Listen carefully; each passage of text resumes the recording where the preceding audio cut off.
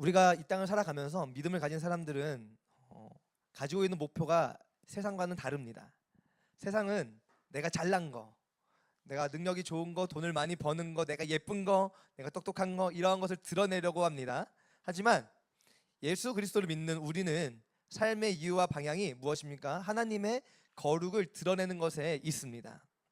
여러분, 우리는 눈에 보이는 이 땅을 살아가고 있죠. 그러면 이 믿음을 가지고 살아가는 우리의 삶 속에 우리는 무엇을 바라보며 살아가고 있습니까?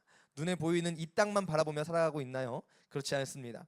우리의 눈에 보이시지는 않지만 하나님은 분명히 살아계십니다. 네. 우리의 눈에 보이지는 않지만 하나님의 나라도 분명히 있습니다. 우리 눈에 보이지는 않지만 우리를 넘어뜨리려고 하는 원수 마귀도 분명히 존재합니다. 아멘이시죠? 시대가 어느 시대인데 마귀를 이야기하고 귀신을 이야기하냐. 하지만 시대가 어느 시대건 간에 마귀는 있고 귀신의 역사도 있다. 근데 우리가 생각하는 것처럼 막 침 지들질 흘리고 막 그런 귀신의 역사 말고, 그렇죠? 우리의 마음에 죄의 유혹을 가져다 주고, 그렇죠? 죄에 끌리게 하는 그 마음들과 그 모든 분노들과 시기들, 이러한 것들의 역사가 있다는 것입니다. 아멘이시죠? 아멘. 그러므로 성경은 믿음의 사람들이 싸워야 할 대상이 누구인지를 분명히 알려주고 있습니다. 한번 읽어보실까요? 시작. 우리의 씨름은 혈과 육을 상대하는 것이 아니요 통치자들과 권세들과 이 어둠의 세상 주관자들과 하늘에 있는 악의 영들을 상대함이라. 아멘이시죠? 그래서 오늘 우리는 누구와 싸우고 있는지를 분명하게 알아야 합니다. 이것을 분명히 알아야 하고, 그래야지 그 싸움 가운데에 내가 어떻게 반응할지, 내가 어떻게 살아갈지를 알 수 있습니다. 현재 기독교인들, 그리스도인들은 너무 많이 분노에 차올라 있습니다. 그렇지 않아요? 요즘 그리스도인들 보면 분노에 너무 많이 가득 차 있어요. 정치적으로도. 그렇죠? 태극기 들고 가가지고 막 죽어라 이러고 막 너무 분노에 너무 많이 차 있어요. 이따가 함께 말씀 나눈 이후에 거기에 대해서 잠깐 나누려고 합니다. 그렇다면 우리 한번 봅시다. 어떻게 싸워야 됩니까? 그러면 우리가 싸우지 않을 수 없잖아요. 우리의 대적이 있고 우리의 원수가 있는데 우리는 도대체 어떻게 싸워야 됩니까? 하나님의 거룩을 드러내는 삶으로 싸워나갑니다. 그 거룩은요, 하나님을 믿는 믿음이고요, 하나님을 믿는 믿음은요, 하나님의 말씀을 따라 순종하는 삶입니다. 오늘 말씀의 이삭은 하나님의 말씀을 따라 순종하는 삶으로 하나님의 거룩을 드러내었습니다. 이 시간 하나님의 거룩을 드러내는 그 복된 삶이 오늘 저와 여러분에게도 임하기를 축복합니다. 아멘. 오늘 본문 말씀을 읽다 보면요, 아주 마음에 드는 말씀 구절이 있어요. 그 본문 구절이 무엇이냐면요, 마침내 거부가 된다는 것입니다. 함께 살펴볼 텐데요, 창세기 26장 1절 말씀에 아브라함 때에 첫 흉년이 들었다. 창세기 12장에 보시면요, 그 하나님께서 허락하신 가나안 땅에 들어갔는데, 마침내 가나안 땅에 들어갔는데 그 땅에 흉년이 들었다라고 말씀하고 있어요. 근데 그 흉년이 이삭 때에 또 흉년이 드는 거예요. 그 땅에 또 흉년이 들매 이삭이 그날로 가서 블레셋 왕 아비멜렉에게 이르렀더니, 아브라함 때에 흉년이 들었던 것처럼 하나님께서 약속하신 땅에 흉년이 들었습니다. 어떤 것이죠? 극심한 가뭄이죠. 이때 이삭이 선택할 수 있었던 그 선택지는 무엇이죠? 애굽이에요. 우리 아버지도 애굽으로 갔어. 애굽에 먹을 게 있어. 그 아버지 아브라함이 잘못된 길을 선택했던 그 선택을 이삭도 선택할 수밖에 없는 그런 상황이 열려버린 것입니다. 근데 그때 하나님께서 찾아와서 말씀하십니다. 여호와께서 이삭에게 나타나 이르시되 애굽으로 내려가지 말고 내가 내게 지시하는 땅에 거주하라. 하나님께서 분명하게 말씀하시는 거예요. 야, 내가 너에게 지시하는 그 땅에 거주해라. 거기에서 살아라. 거기에 그냥 머물러 있어라. 짐 싸지 말고 짐 풀고 거기에 있어라 라고 말씀하시는 거예요. 분명하게 말씀하고 지시하셨어요. 아브라함에게 하신 약속을 그러면서 이삭에게 동일하게 주십니다. 이 땅에 거류하면 내가 너와 함께 있어 내게 복을 주고 내가 이 모든 땅을 너와 내 자손에게 주리라. 내가 내 아버지 아브라함에게 맹세한 것을 이루어 내 자손을 하늘의 별과 같이 번성하게 하며 이 모든 땅을 내 자손에게 주리니 내 자손으로 말미암아 천하 만민이 복을 받으리라. 여러분, 이삭의 선택이 무엇이었죠? 블레셋 지방 그랄 땅에 거주하는 것으로 선택하였습니다. 이 땅이 어떠한 땅이냐면요, 네겝이라고 하는 지방이에요. 그러니까 가나안 땅의 남쪽 지역인데 가나안 땅에 속하는 그 지역입니다. 근데 그 지역에 거주하고 살았습니다. 흉년이 들었음에도 불구하고. 그곳에서 쉴 수가 없었냐? 쉴 수 있었어요. 또 아브라함처럼 자기 부인 이 리브가를 자기 누이라고 또 막 속였다가 또 아비멜렉도 나중에 둘이 같이 부부네 알아가지고, 야, 너 왜 나한테 그렇게 했어? 막 이제 이런 일도 있습니다. 이런 일도 있음에도 불구하고 이삭은 그 땅을 지켰다는 거예요. 그 땅에서 버텼다는 것입니다. 그 땅에서 버티고 어떻게 합니까? 26장 12절 13절. 이삭이 그 땅에서 농사하여 그해 100배나 얻었고 여호와께서 복을 주심으로 그 사람이 창대하고 왕성하여 마침내 거부가 되어. 이삭은요 하나님의 말씀을 따라 애굽에 내려가지 않았습니다. 그리고 하나님께서 그에게 복을 주셨죠. 어떠한 복이요? 100배의 복. 너무 받고 싶어요. 100배의 복. 여러분 농사를 했는데 예상 수확보다 100배를 얻었다. 아멘이죠. 100배면요 몇 프로요? 10,000%, 10,000%. 10,000%예요, 10,000%. 10,000%요. 100% 수확을 얻으면 뭐죠? 본전. 내 거 본전 100%. 그렇죠? 내가 얻어야 될 수확의 100%면 그 얻어야 될 만큼이에요. 근데 그 100%가 100배래요. 몇 프로? 10,000%. 주식이 10,000%. 주식이 10,000%. 네, 이거 비트코인보다 더 놀라운 역사. 너무 행복해 하시는데. 네. 이건 무엇이냐면 사람의 노력으로 이룰 수 없는 결실을 얻었다는 것입니다. 결국에는 이삭이 큰 부자가 되었는데 사람의 노력으로 얻을 수 없는 그 결실을 맺었다는 것을 증언한 거예요. 우리 너무 좋죠. 너무 좋아요.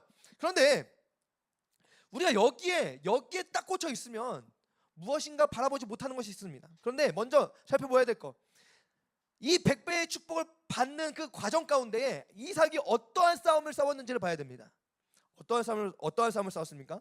이삭의 외부의 적이 있었고 이삭의 내부의 적이 있었습니다. 우리는 이삭이 싸운 싸움이 무엇인지를 분명히 보아야 됩니다. 이삭의 외부의 적이 무엇이었죠? 상황과 환경이었습니다. 가뭄과 흉년이라고 하는 상황과 함께 싸워야 했습니다.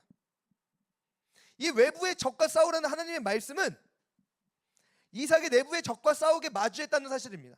왜 하나님의 말씀이 외부의 적과 싸우라 그랬죠? 가나안 땅에 흉년이 들었는데 하나님이 그 땅에 머무르래요. 이 외부의 적과 싸우래요. 떠나지 말래요. 그러니까 그 마음에 그 내부의 적과 마주하는 겁니다. 내부의 적이 무엇이죠? 하나님의 말씀에 순종할 것인가, 내가 하나님의 말씀을 따를 것인가 라고 하는 그 마음입니다. 그 마음과의 싸움이었어요. 그 싸움을 어떻게 이겨냅니까? 순종으로 이겨냅니다. 하나님의 약속을 믿는 믿음의 승리였습니다. 어떤 믿음이죠? 따라해 보실까요? 여호와 이레. 여호와 이레요. 여호와 이레. 지난주에 이삭이 올라갔던 그 번제단, 그 번제단에 나를 대신하여 하나님께서 친히 준비하신 그 어린 양 여호와 이레. 이삭이 경험한 자기의 믿음이에요. 그렇죠? 하나님이 자기를 위해 친히 준비하실 거야. 하나님의 약속이 있고 그 약속을 위해서면 하나님이 친히 준비하시는 분이야 라고 하는 그 믿음 안에서 이삭은 승리했습니다.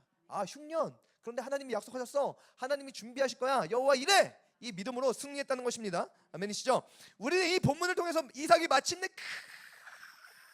부자가 되었다는 것에 주목하지만 성경은 그 큰 부자의 초점을 맞추고 있지 않습니다. 이삭이 하나님 말씀에 순종하여 하나님의 거룩을 드러내는 복된 삶이 되었다는 것에 주목합니다. 이게 중요해요. 하나님의 거룩을 드러내는 복된 삶이 이삭에게 있었다는 것이 성경이 지금 창세기 26장에 주목하는 바입니다. 자꾸 100배의 축복 받을지어다 막 이러면서 주시옵소서 막 이러고 맨날. 아니에요. 여기 물론 그 복도 받으셔야 돼요. 하나님 다 주시니까 주시는 건 따라오는 복인데, 근데 100배나 받았대 이러고 끝나면 안 된다고요. 26장이 지금 26장 그렇게 끝나는 것이 아니잖아요. 창세기 26장 14절 16절 한번 읽어보실까요? 시작. 양과 소가 떼를 이루고 종이 심이 많으므로 블레셋 사람이 그를 시기하여 그 아버지 아브라함 때에 그 아버지의 종들이 판 모든 우물을 막고 흙으로 메웠더라. 아비멜렉이 이삭에게 이르되 네가 우리보다 크게 강성한즉 우리를 떠나라. 여러분, 이삭이 하나님께 받은 100배의 그 복, 우리가 너무나 사모하는 그 100배의 복이 이삭에게 나그네 걸음의 시작점이 되었습니다. 아셔야 돼요. 갈등의 시작점이 되었어요. 고난길의 시작점이었어요. 블레셋 사람들이 그를 시기하게 되었습니다. 그리고 그가 가진 모든 우물, 이삭이 가지고 있는 모든 우물을 메워버렸어요. 여러분, 가나안 땅에서 우물은요 생명줄이에요. 생명줄. 그 100배 얻어서 뭐하게, 목말라 죽는데. 그렇죠? 우물물을 메워버렸어요. 죽이겠다는 거예요. 내가 너를 칼로 찔러 죽이진 않겠지만 어떻게 해요? 그냥 말려 죽여버리겠다, 이런 뜻이에요. 간접살인이죠. 완전 그 살인이죠. 살인이에요. 살인. 블레셋은요 아브라함과 맺었던 계약대로 가차없이 잊어버려 깨버립니다. 분명히 얘기했거든요. 아브라함하고 아비멜렉이, 블레셋의 아비멜렉이 와가지고 아브라함하고 얘기했거든요. 야, 내가 너를 봤더니 하나님이 너와 함께 하신 것이 분명하다. 야, 내 후대, 내 손자까지도 너 후대하기로 약속해라. 뭐 이제 이렇게 하면서 약조를 맺었거든요. 그런데 그 약조를요, 아브라함 죽었다고, 이삭밖에 없다고, 그렇죠? 그냥 깨버린 거면 어떻게요? 떠나라, 떠나라. 너 우리 떠나라 이렇게 하는 거예요. 이삭이 어떻게 합니까? 자리를 옮겨갑니다. 그렇다고 애굽으로 갑니까? 그러진 않아요. 그러진 않는데 그 자리를 떠나서 옮겨갑니다. 어디로 갑니까? 골짜기로 갑니다. 이삭이 그곳을 떠나 그랄 골짜기에 장막을 치고 거류합니다. 여러분, 그 골짜기는요 무엇이냐면요, 나할이라고 하는 골짜기예요. 그 골짜기의 모양들이 다 있는데 그 여기서 골짜기는 나할입니다. 이 나할은요, 가나안 땅에 우기 비가 오는 시기에는 이곳에 물이 막 가득 차서 넘쳐남는 골짜기예요. 뭐 어떻게 됩니까? 비가 많이 오면 어떡해요? 거기서 살면 잠겨 죽겠죠. 그렇죠. 그렇잖아요. 잠겨 죽잖아요. 거기 골짜기 밑에 이제 살아가는데, 그렇죠. 계곡에 갑자기 물이 불어나면 끝나는 거예요. 그렇죠? 그리고 건기에는 어떻게 하죠? 바닥을 드러내요. 물이 있다는 겁니까? 없다는 겁니까? 없다는 거예요. 없다는 거예요. 그런데 이삭이 그곳에서 우물을 팠대요. 우물을 팠대요. 우물을 팠다는 건 그때가 어느 때라는 것을 짐작할 수 있어요. 건기였다는 것을 짐작할 수 있어요. 그래서 우물을 막 팠는데 샘의 근원을 어떻게 얻었어. 야, 진짜 살았다, 이제 살았다 하고 있는데 블레셋 그랄 목자들이 이삭이 그 기적적으로 우물을 판 것을 가만히 두고 보지 않습니다. 어떻게 하죠? 뺏어요. 사실 이 우물은요, 이삭의 아버지 아브라함이 팠던 우물이에요. 그런데 그랄의 목자들이 야, 이거 우리 거야, 우깁니다. 우겨요. 어떻게 합니까? 그래서 에색, 욕한 건 아니에요? 욕한 거 아닌데, 이런 에색 이러면서 떠납니다. 그리고 또 우물을 파요. 떠나서 우물을 팠는데 우물이 또 터졌어. 야! 그랬는데 또 그날의 목자들이 와가지고 야, 이것도 우리 거야 이랬더니 뭐라는 거야? 신나, 이런 거야. 신나. 아, 신난다 이게 아니고 신나를 부어버려. 이렇게 신나라고 하는데 이게 원어가요, 사탄이라는 뜻이에요. 사탄. 쉿 나잖아요. 쉿에 시옷이 사, 밑에 시옷 받침이 티귿 받침이어야 돼요. 티귿, 나의 니은. 그래서 사탄이에요. 스트느에서 사탄이요, 사탄. 네, 신나요. 원래 얘네 그 히브리어는 모음이 없어서 자음만 쓰는데 스트느로만 쓰고 신나라고 있는 겁니다. 모음을 붙여서. 네, 사탄의 뜻이에요. 하여튼 네, 이 고발하는 것이죠. 고발자니까 고발하는 것. 신나라고 불렀어요. 근데 여기서 어떻게 합니까? 이삭이요? 또 옮겨갑니다. 야, 벨도 없이 진짜. 네, 또 옮겨갑니다. 또 옮겨가서 어떻게 합니까? 이삭이 거기서 옮겨 다른 우물을 팠더니 그들이 다투지 아니하였으므로 그 이름을 르호봇이라 하여 이르되 이제는 여호와께서 우리를 위하여 넓게 하셨으니 이 땅에서 우리가 번성하리로다. 이삭은 단 한 번도 블레셋을 맞대항해서 싸우지 않았습니다. 왜 싸우지 않았을까요? 힘이 없어서요? 힘이 없었나요? 아니에요. 아브라함이 키운 318명의 그 정예부대로 그 지역을 평정한 전례가 있잖아요. 그렇죠? 근데 그런 내가 우리 집에 이 용사들이 한번 싸워가지고 그 지역 일대를 완전 싹 쓸어버린 전례가 있는데 그런 가운데 자꾸 내 생존에 대해서 위협을 가해? 내가 죽는 건 상관없는데 내 자식도 있고 내 부인도 있고 내 사랑하는 가족들이 있는데 이 사람들의 생명까지 위협을 해? 이삭이 이러면 꼭지가 돌겠어요, 안 돌겠어요? 꼭지가 돌죠, 그렇죠? 싸움을 해도 100번 싸워도 100번 다 이해가 가는 상황이에요, 그렇죠? 하나님의 말씀을 어기는 겁니까? 하나님의 말씀을 어기는 것도 아니에요. 애굽 땅에 간 것도 아니고 가나안 땅 그 네게브 지역에 머물러 살고 있어요. 근데 내가 하나님의 말씀 순종해서 머물러 살고 있는데 자꾸 싸움을 걸어오니까 목을 쳐버려야 될 거 아닙니까? 그렇죠? 그런데 이삭은 어떻게 합니까? 그렇게 하지 않아요. 왜 안 할까요? 제가 잘 곰곰이 생각해봤어요. 그랬더니 창세기 21장이 떠오르는 거예요. 그런즉 너는 나와 내 아들과 내 손자에게 거짓되이 행하지 아니하기를 이제 여기서 하나님을 가리켜 내게 맹세하라.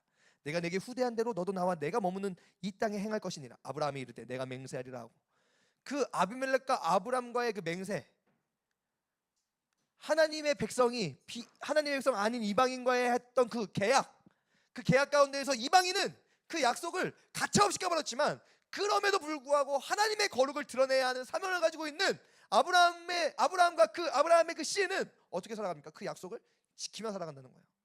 안 싸워요. 후대해라 했던 그 약속이 있으니까 지켜내는 겁니다. 왜요? 하나님이 우리한테 그렇게 하셨듯이 나도 그 하나님의 그 하시는 그 행하신 그 일을 나도 드러내겠다라고 하는 이삭의 걸음이었어요.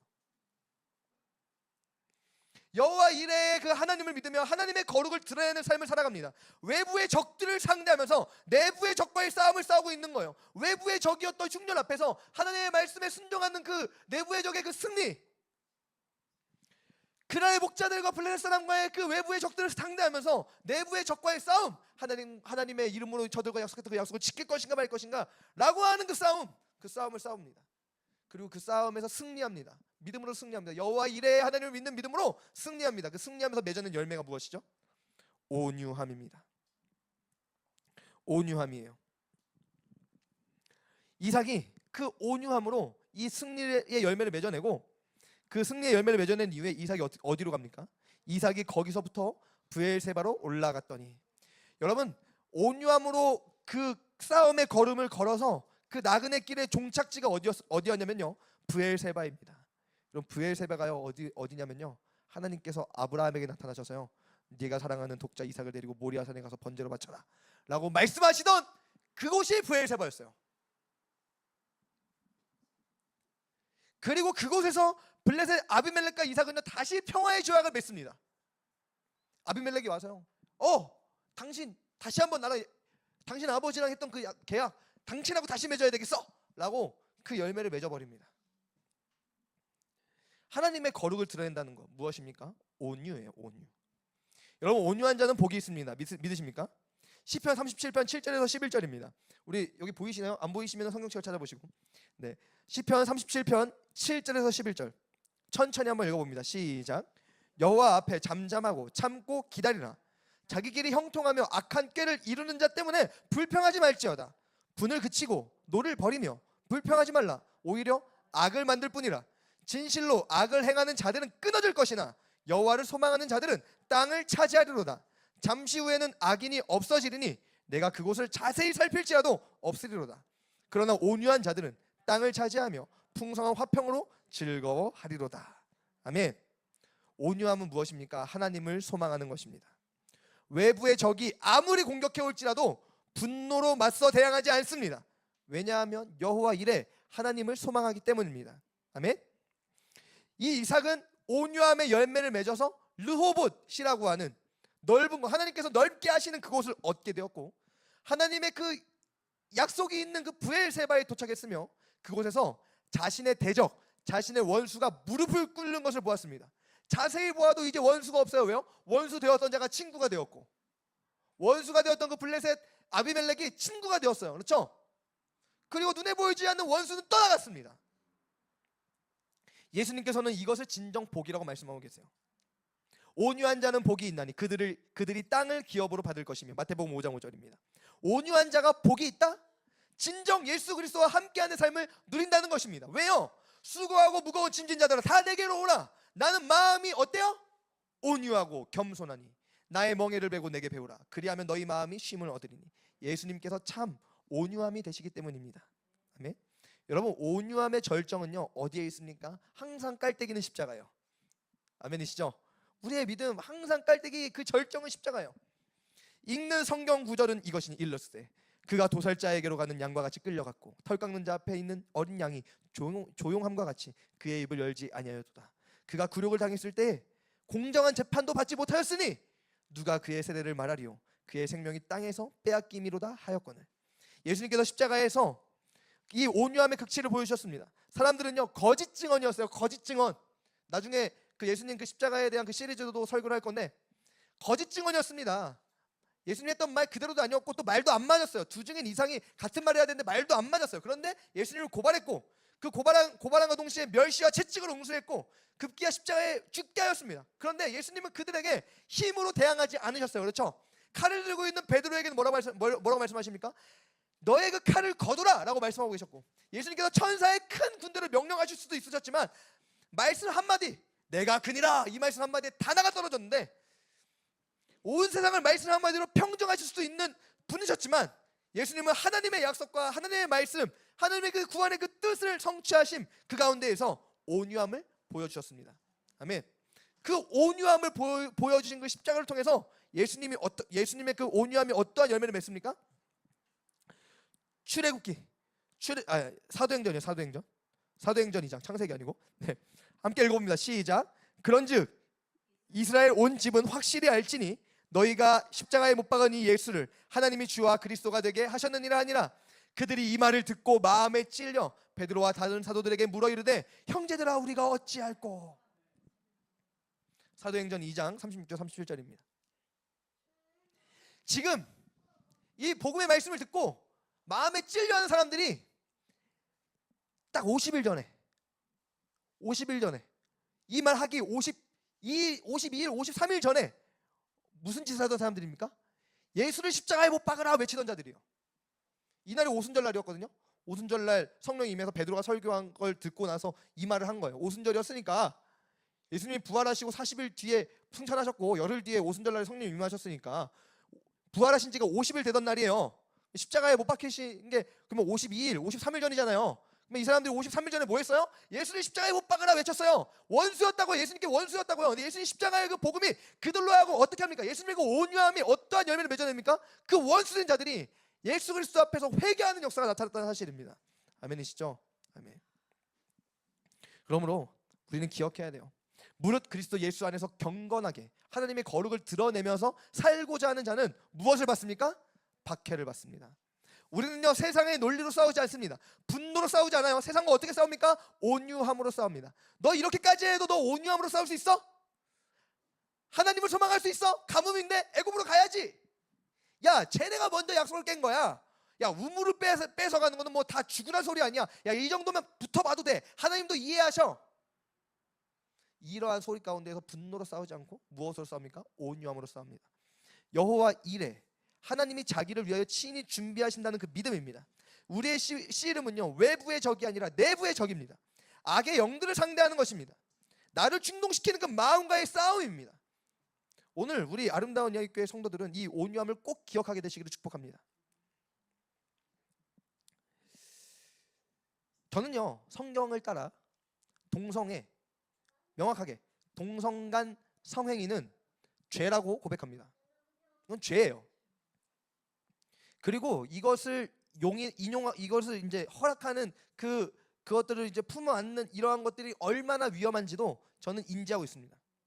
그리고 저는 북한의 우리 동포의 인권이 하루속히 존중받기를 소망하고 있습니다.